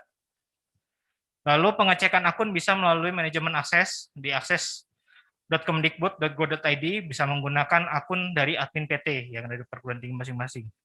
Dengan role admin PT bisa membuat peran unit BKD internal PT dan unit BKD internal Prodi. Lalu unit BKD internal LKDikti akan dipersiapkan untuk bisa dibuat pada bulan April 2021. Ini penjelasan singkat Bapak Ibu untuk pelaporan LKD untuk dosen. Semua data diambil dari portofolio di sister. Untuk riwayat pengajaran, pembimbingan, dan pengujian diambil dari PD Dikti yang sebelumnya telah dilaporkan oleh PT pada akhir semester dengan menggunakan aplikasi feeder PD Dikti. Apabila ada mata kuliah, pembimbingan, pengujian, dan segala aktivitas kemahasiswa yang tidak ada atau tidak diinputkan melalui feeder, dosen harus melaporkannya ke admin feeder pada masing-masing PT agar diinputkan pada aplikasi feeder PD Dikti. Ini adalah beberapa jenis aktivitas kemahasiswaan, Bapak Ibu.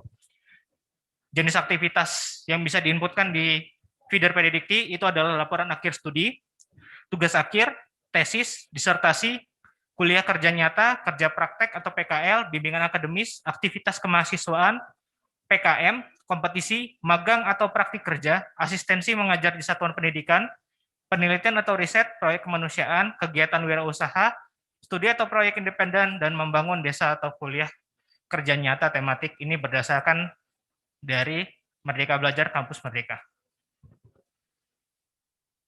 Bukti kinerja dosen dilaporkan bisa diunggah melalui portofolio. Ketika Bapak Ibu menginputkan data portofolionya seperti penelitian, bisa mengupload data laporannya dan sebagainya di sister. Namun ada beberapa kegiatan yang perlu diinputkan buktinya, datanya itu dari feeder, yaitu seperti bukti pengajaran, bukti pembimbing, bukti penguji, dan bukti aktivitas kemahasiswaan, dan bukti sedang melakukan tugas belajar. Ini contoh halaman kewajiban khusus Bapak Ibu. Di sini saya ambil contoh untuk halaman kewajiban khusus untuk guru besar atau profesor. Ini ada 3, menulis buku ajar atau buku teks, membuat karya ilmiah yang terbitkan dalam jurnal internasional, membuat karya ilmiah yang terbitkan dalam jurnal internasional monumentalis dengan syarat minimum 1, 3, dan juga 1. Jadi, jika Bapak Ibu yang memiliki kewajiban khusus untuk semua dosen, itu Jadi misalnya membuat karya ilmiah yang terbitkan dalam jurnal internasional itu syarat minimumnya 3. Jika Bapak Ibu dalam 3 tahun tersebut itu terpenuhi 3, berarti Bapak Ibu terpenuhi. Ini catatan kewajiban untuk khusus fungsional. Itu data kewajiban khusus fungsional tidak dilakukan penginputan secara khusus seperti yang disampaikan oleh Prof. Eko dengan kategori kegiatan yang khusus, namun mengambil data dari portofolio sister sesuai dengan syarat per 3 tahun. Seperti tadi yang guru besar ada 3 syaratnya, tapi dengan ada masing-masing memiliki standar minimum masing-masing. Lalu secara 3 tahun berdasarkan tanggal SK fungsional terakhir akan dilakukan pengecekan di portofolio. Jadi bukan 3 tahun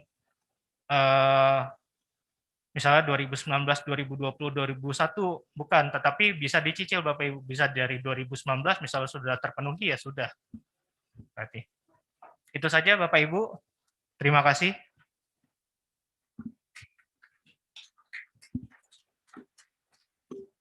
Baik, terima kasih Pak Mahendra dan tentu saja Prof. Eko ya yang telah menyampaikan materi terkait rubrik dan sistem BKD. Selanjutnya kita akan masuk pada acara dialog. Ini telah hadir di tengah-tengah kita para narasumbernya masih yang ini Ibu Bapak ya. Ada Prof. Eko dari tim BKD, lalu tim BKD juga saya sebutkan. Yang lain hadir juga Prof. Dwi Suhartanto. Lalu ada Prof. Aan Komaria, Ibu. Lalu Prof. Ambat Nur Sasongko dan Dr. Zainal Arif. Sementara untuk tim sister BKD ada Pak Mahendra Pratama dan Pak Rizky Tito Prasetyo. Dan mohon izin karena Pak Dirjen dan Pak Direktur masih tim BKD, ada Pak Iwan ya. Pak Iwan mewakili Pak Direktur ya.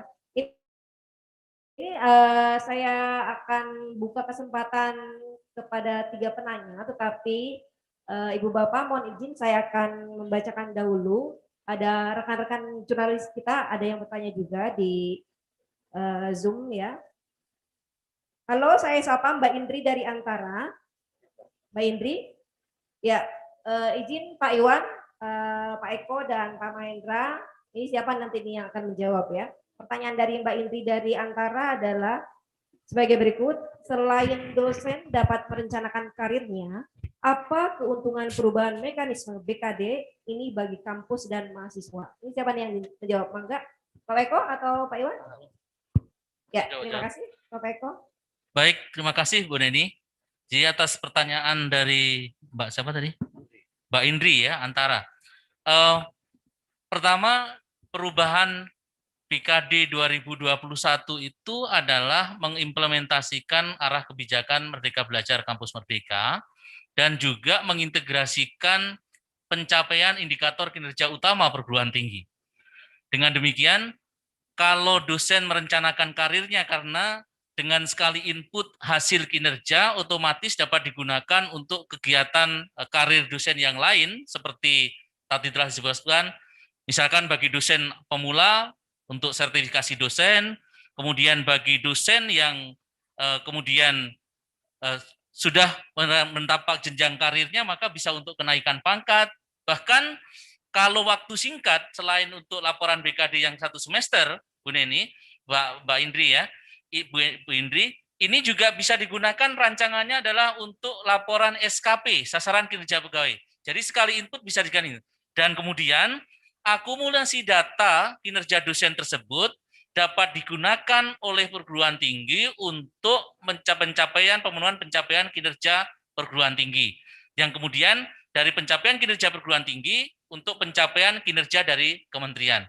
Dengan demikian, sekali lagi, dengan sistem terintegrasi, semua kegiatan dosen itu kemudian memiliki file yang kemudian terdokumentasi dengan baik dalam bentuk big data, kira-kira harapannya ke depan seperti itu, maka 1, mereduksi, 2, merencanakan karir, yang ketiga juga bermanfaat bagi perguruan tinggi, dan jangan salah, dari kegiatannya diutamakan adalah untuk layanan kepada mahasiswa.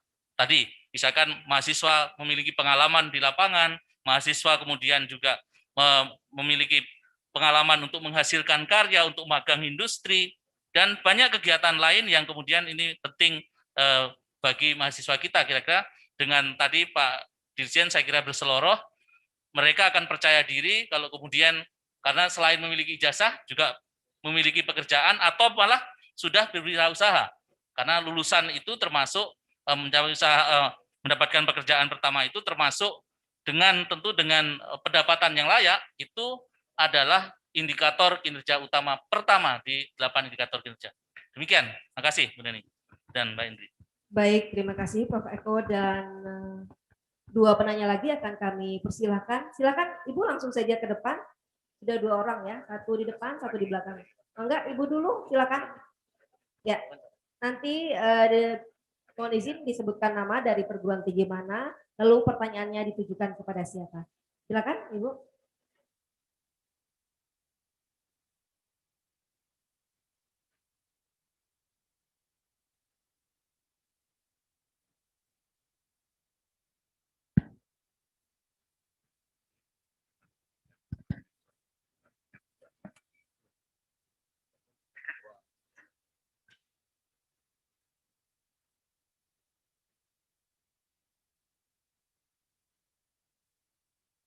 Assalamualaikum warahmatullahi wabarakatuh. Selamat sore kepada Bapak narasumber. Nama saya Sri Rezeki dari Sekolah Tinggi Ilmu Ekonomi FK Prasetya Medan. Ada beberapa hal yang ingin saya tanyakan mengenai BKD ini, Pak, sehubungan dengan perubahan yang telah Bapak sampaikan tadi. Tapi tadi Bapak nyampaikannya cepat kali, Pak. Kita terengah-engah mengikutinya. Tapi begitu pun ada beberapa hal yang menjadi catatan saya. Yang pertama mengenai ini Pak, IKU yang berapa tadi, yang keempat ya.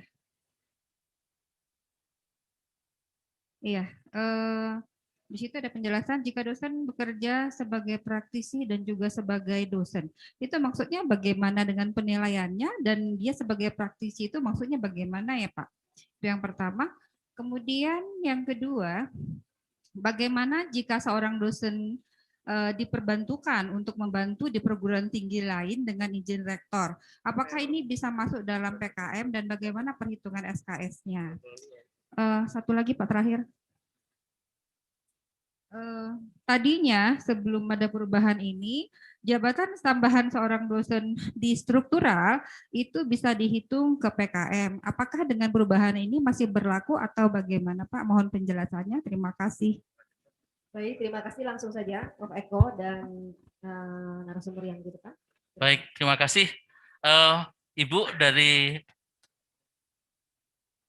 Eka Prasetya Medan ya.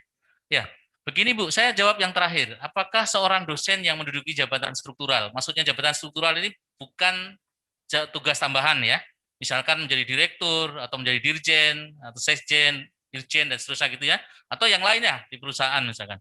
Nah, dosen apabila menduduki jabatan struktural dan kemudian statusnya menjadi dosen tidak aktif, sehingga capaian kinerja SKS PKM pengabdian pada masyarakat tadi nanti digunakan pada saat dosen tersebut aktif kembali setelah masa periode jabatannya selesai.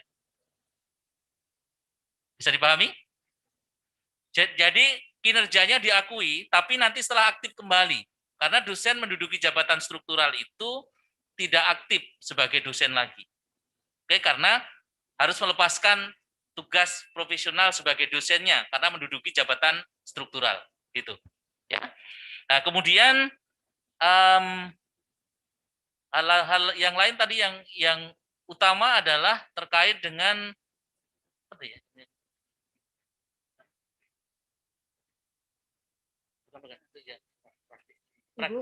Praktisi ya, dosen yang praktisi. Jadi gini Bu, itu dua hal yang berbeda. Jadi kalau dosen kemudian bekerja di industri gitu ya. Kalau itu adalah pekerjaan tugasnya adalah tetap, maka tentu juga melepas jabatannya sebagai dosen. Nah, nanti SKS-nya digunakan setelah aktif kembali. Tetapi kemudian kalau praktisi mengajar ya direkrut menjadi dosen, harapannya jangan pada saat praktisi tersebut menjadi dosen kemudian tugasnya di industri atau di perusahaan ini lepas. Jadi tetap, tapi kemudian mungkin salah satu kalau kita melihat peraturan menteri yang terkait dengan registrasi pendidik, maka bisa diusulkan NUP, nomor urut pengajar kira-kira. Seperti itu, ya, dosen ini. Nah, yang seperti ini, perguruan tinggi yang mempekerjakan praktisi untuk mengajar, ini merupakan salah satu pencapaian. Karena apa? Karena pasti yang disampaikan oleh praktisi pada mahasiswa kita itu adalah pengalaman langsung yang dapat menginspirasi anak-anak kita untuk kemudian bukan hanya mencari pekerjaan, tapi juga bisa merintis usaha sendiri. Kira-kira seperti itu motivasinya. Terus kemudian, apa tadi yang berikutnya? Terlalu banyak sih pertanyaannya.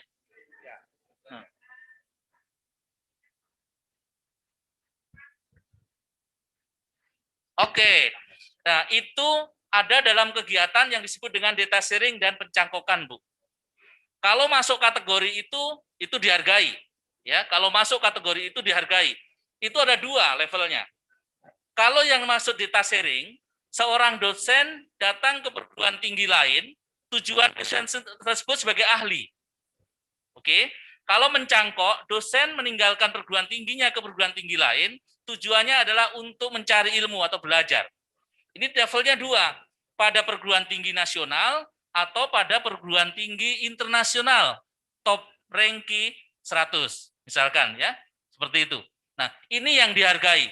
Jadi, kalau dosen mengajar di perguruan tinggi lain, justru meninggalkan tugas pokoknya di satu perguruan tinggi, ini harus diwaspadai oleh Pak Rektor. Ini malah mereduksi sebenarnya kinerja di perguruan tinggi asalnya. Bukan itu yang dimaksud. Oke, jadi aktivitas dosen di perguruan tinggi lain itu adalah sebagai ahli. Ya, sebagai ahli atau kemudian belajar pengetahuan tertentu yang akan diterapkan di universitasnya. Kira-kira itu gambarannya. Pak, sedikit tambahan tadi kalaupun dia sebagai ahli di bidangnya misalkan, tapi tadi skalanya mesti nasional, perguruan tinggi nasional atau enggak internasional yang baru dapat ini Pak ya, SKS-nya ya. Oke, makasih Pak. Baik, terima kasih. Ada Mbak lagi Neni, tambahan? ini Pak mungkin Iwan? Ya, ada silakan, di Pak. chat sedikit dari Ya, Mbak Eni ini silakan. ya. Jadi pertanyaannya intinya mungkin kalau satu perguruan tinggi tidak ada asesor BKD-nya ya. Bagaimana mekanismenya untuk menilai apa namanya dosen-dosen yang ada di PT itu. Jadi perguruan tinggi yang tidak mempunyai asesor BKD dapat meminjam kepada PT yang punya asesor. Mekanismenya seperti apa? Nanti ada bersurat dan ada penugasan dari pimpinan perguruan tinggi. Mungkin singkatnya seperti itu. Ada tambahan Prof. Eko, silakan. Saya kira sudah tepat, Pak Iwan. Nggak perlu ditambahkan lagi, benar nih. Baik, terima kasih Pak Iwan. Dan kami persilakan penanya kedua, Bapak. Ya, terima kasih. Terima kasih Pak. Assalamualaikum warahmatullahi wabarakatuh. Terima kasih, saya Nurianto Amin dari Subak, Rektor Subak. Oh, salam kenal Pak Rektor. Ya, Pak. Ada dua pertanyaan saja Pak. Yang pertama mengkonfirmasi kembali mengenai persyaratan khusus itu Pak. Terutama ketika naik pangkat dari rektor ke kepala besar. Apakah masih sama dengan hitungan BKD yang lalu, yang sebelumnya sebelum tahun 2021 ini? Karena seperti guru besar yang harus secara tulisnya harus menulis di jurnal nasional. Apakah misalnya bisa sama dengan equal ketika seorang dosen membimbing atau membuat sebuah karya di tingkat masyarakat, itu bisa disamakan dengan persyaratan khusus itu. Yang pertama Pak. Yang kedua, ini soal sistem pendataan sister di beberapa teman-teman di perguruan tinggi itu kadang-kadang kewalahan karena tidak bisa matching antara sistem internal pendataan SIM SDM di perguruan tinggi tersebut dengan sister. Jadi kadang-kadang dosen harus mengisi dua kali, satu di internalnya, satu di sister. Nah ini bagaimana yang disebut sebagai feeder itu? Apakah memang feeder itu memang layanan khusus yang diberikan oleh kementerian atau itu bisa disesuaikan oleh sistem internal IT yang ada di perguruan tinggi. Saya kira dua itu saja pertanyaan saya, Pak. Terima kasih. Assalamualaikum warahmatullahi wabarakatuh. Terima kasih Pak Murianto Amin, Bapak Rektor USU, nggak kelihatan Pak pakai masker, maaf. Dan silakan Prof. Langsung ya. Ya. Baik, makasih Pak Rektor.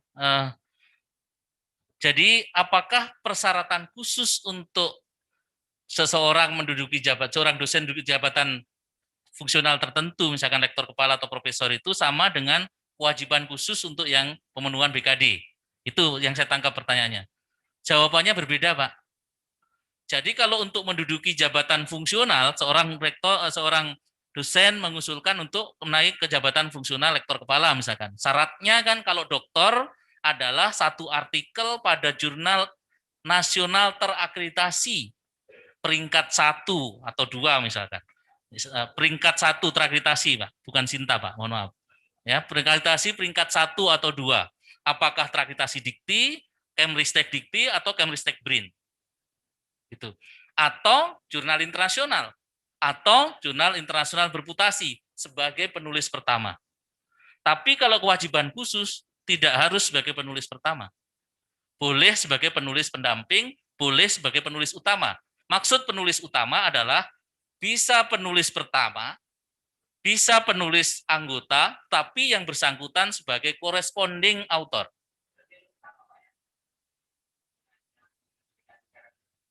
Iya. Untuk naik jabatan fungsional, Kementerian Pendidikan dan Kebudayaan sedang mengusulkan perubahan atas persyaratan khusus tersebut, terutama perubahan untuk Permen Pan RB nomor 17/46 tahun 2013 dan Permendikbud 92 tahun 2014. Dan saat ini sudah sampai pada tahap apa istilahnya Pak Iwan, yang expose pertama, kita akan menuju expose kedua. Nah, kalau itu nanti jadi, rencananya ada yang disebut dengan karya setara, Pak Rektor. Nah, karya setara inilah yang tadi sudah diuraikan, bukan hanya satu-satunya adalah artikel yang dipublikasikan pada jurnal berputasi. Kenapa? Karena jenis pendidikan tinggi kita bukan hanya akademik, ada vokasi, ada profesi. Yang itu yang masuk juga di dalam BKD ini. Demikian, Pak Rektor. Prof. Eko menyambung sedikit terkait dengan jurnal dari Pak Rektor. Ada pertanyaan chat juga dari media ini. Apakah karya jurnal yang terbit itu dipakai hanya satu kali untuk BKD atau bisa berkali-kali, Prof. Eko? Baik. Jadi Ibu Bapak, tadi karena sudah dijelaskan Pak Dirjen bahwa arah kebijakan BKD kita ini bukan melaporkan proses, tapi yang dilaporkan itu harapannya kinerja itu adalah outcome, minimal output. Kalau minimal output artinya kalau Ibu Bapak publikasi artikel pada jurnal internasional berputasi, baru submit atau baru accepted, belum dihitung. Nanti dihitungnya pada saat terbit. Pada saat terbit pada semester kapan? Itulah dilaporkan untuk BKD-nya. Tetapi untuk kepentingan pemenuhan kewajiban khusus bisa digunakan 3 tahun. Dan itu secara sistem di generate-nya. Mudah-mudahan jelas ini Pak Iwan. Baik, makasih. Jadi setiap output kinerja 1 kali dilaporkan, tidak boleh berkali-kali. Sehingga memang ada kepastian, tadi juga Pak Dirjen menyebutkan, ada kepastian ke depan, ini rencananya ke depan, kalau memang perencanaan kita di sistem terintegrasi ini kuat, maka pangkat itu, jabatan fungsional itu menjadi stelsel pasif, Pak. Bukan diusulkan, tapi justru diberitahu. Anda, Pak dosen A, layak untuk menjadi profesor. Karena berdasarkan rekam data ini, memang sudah memenuhi. Demikian. Baik, terima kasih Prof. Budi, dan mohon maaf ini kepada para dosen yang telah raise hand atau menyampaikan pertanyaan melalui chatroom. Ada Pak Prof. Budi? Ada yang bertanya dari Pak Budi Jatmiko, nanti dibalas saja melalui chatroom saja ya. Karena mohon maaf Ibu Bapak, kita dibatasi oleh waktu, jadi barangkali mungkin kita akan bisa dialog lagi pada kesempatan lain. Demikian, dan hadirin, dengan selesainya dialog peserta dan media, maka selesai sudah acara sosialisasi pedoman operasional beban kerja dosen. Dan semoga terbitnya PO BKD ini dapat menjamin mutu penyelenggaraan beban kerja, memudahkan dosen dalam melaksanakan dan menyusun laporan BKD secara akuntabel serta memudahkan kinerja satuan pendidikan tinggi dalam membina karir dosen sebagai pendidik profesional dan ilmuwan secara berkelanjutan. Amin, amin ya robbal alamin. Akhirnya kami mengucapkan terima kasih atas perhatian dan kerjasama Ibu Bapak. Terima kasih kepada seluruh narasumber dan kami harap semua sehat selalu dan tetap melaksanakan 3M, menggunakan masker, mencuci tangan, dan menjaga jarak. Akhirnya kami tutup dengan sebaik pantun untuk Ibu Bapak sekalian. Tuan Putri pergi ke Rasah, pulang semula sebelah pagi. Kita bertemu akhirnya berpisah. Semoga diizinkan Tuhan bersua kembali. Terima kasih. Bila taufiq wal hidayah. Assalamualaikum warahmatullahi wabarakatuh. Waalaikumsalam warahmatullahi wabarakatuh. Merdeka.